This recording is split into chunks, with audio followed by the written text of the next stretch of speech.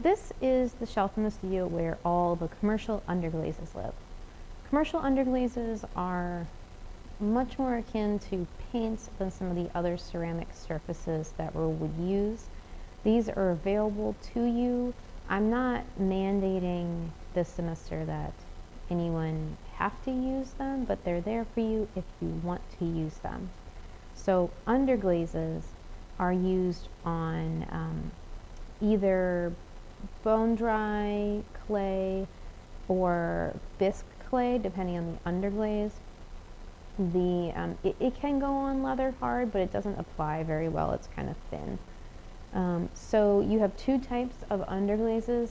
In front of you, you have speedball, which are these taller containers. The speedball ones work on bisque ware as well as on bone dry ware.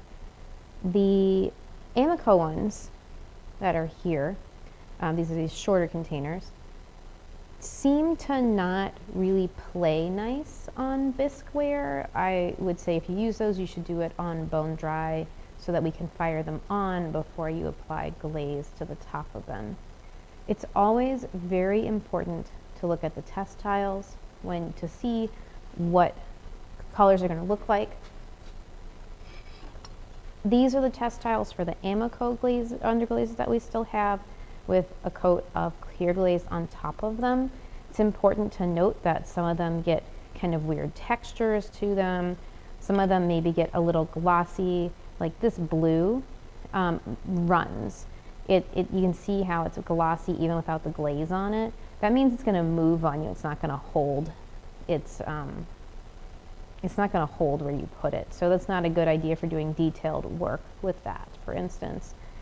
This is probably 2 to 3 coats of underglaze, depending on the underglaze. This is a test tile that is a bowl, and some other test tiles for the speedball ones.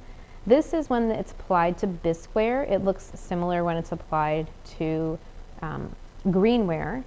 And you can see the different amounts of layers. So this is 1 coat, 2 coats, 3 coats. With these types of underglazes, it seems like 2 coats is where it works best. You can see there are some texture issues with some of them. The red gets a little bit textured, especially when it's thick, and other ones are just fine. So always look at the testers before you decide what you're going to use. For instance, this is medium green. It's ugly, it's brown, right? It's not a nice green. So we bought some other green colors that are much more green. So if you would just grab bottle, it would look really nice, but you need to know that this is what it's going to come out like when it gets fired.